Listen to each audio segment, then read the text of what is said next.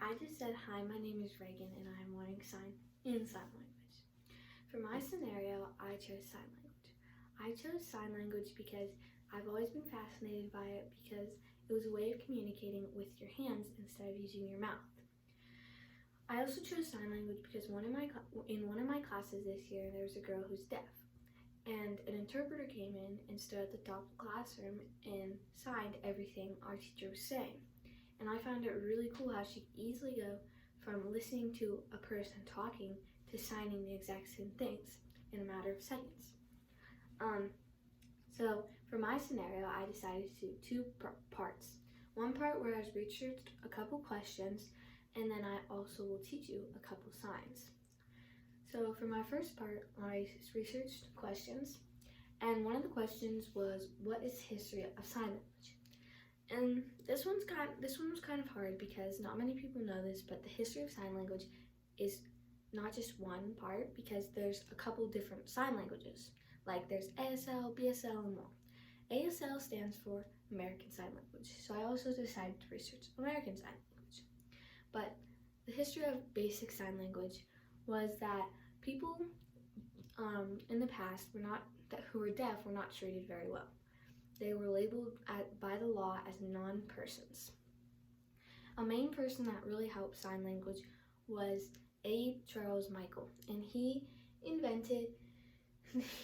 established the National Institution of Deaf Mutes in 1771. But the deaf people were allowed to get an education in 1500, but organized deaf education didn't happen until the 1750s. So for American Sign Language did not truly begin until 1814. The American Institution of Deaf was established in Hartford, Connecticut, and this was a ginormous milestone for the deaf community because there was no other schools like this in America, and they felt appreciated and involved. I couldn't pinpoint like one or two people that really helped the deaf community and sign language grow, but a few of them are Abe Sicard, Jean Massasou, Laurent Clark, Thomas Hopkins, and Thomas Hopkins Gladiat. So those were the main people that really helped grow sign language. Another question I researched was, what is the genetic mutation that causes deafness? The genetic mutation that causes deafness is GNJ2. This is a gene mutation, meaning when parents have a child, there's like a mutation in the gene, and it's actually very common. About 3 in 1,000 babies have it, which is the highest genetic mutation in the world. What causes hearing loss or deafness? There's a lot of things that can cause hearing loss, like old age or explosion or something like that.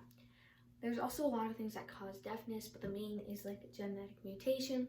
There's also, this happened more in the past, but if a pregnant woman got a certain illness, the child could be born with deafness or like something like that.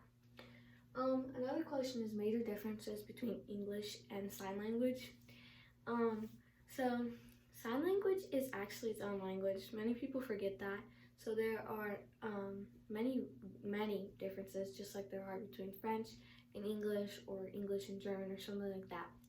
But the one I found cool is that sign language, you actually put the question at the end of your signing. So if you wanted to ask like, where's the bathroom? You go, the bathroom is where. I'll show you more when I'm done. But another thing I researched was some assumptions that people make and that are truly very wrong. The first assumption is just because someone is deaf doesn't mean they can't speak. Just because they're deaf, that doesn't mean they can't speak. They can't pronunciate certain words, so it sounds different than what people that can hear sound. So they can speak, it just doesn't sound as normal as what we sound. Another thing is sign language is just fingerspelling, and in no means is it. You fingerspell some words like your name or numbers or something like that, but there are signs for things like hello or, that stuff. You don't really sign hello. You don't go HELLO.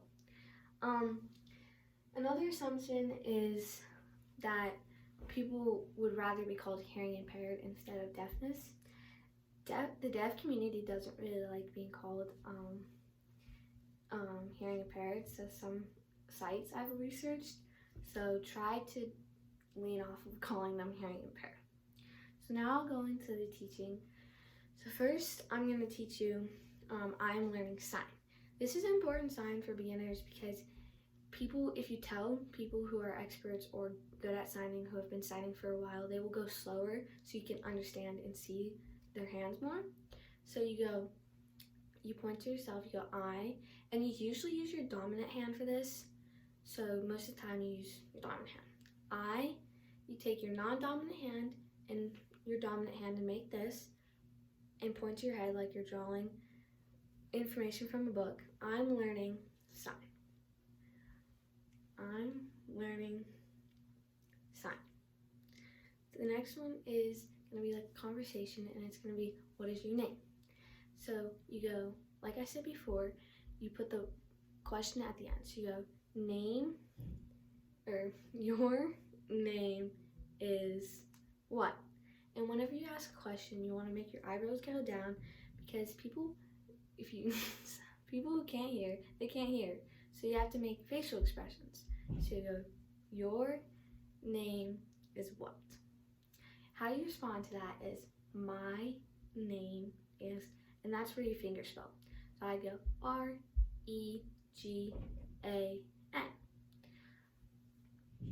What? Your name is what? My name is R. And then you finger spell. Here's a chart or a little diagram of finger spelling so you can spell your name. So yeah, that's my 2021 scenario.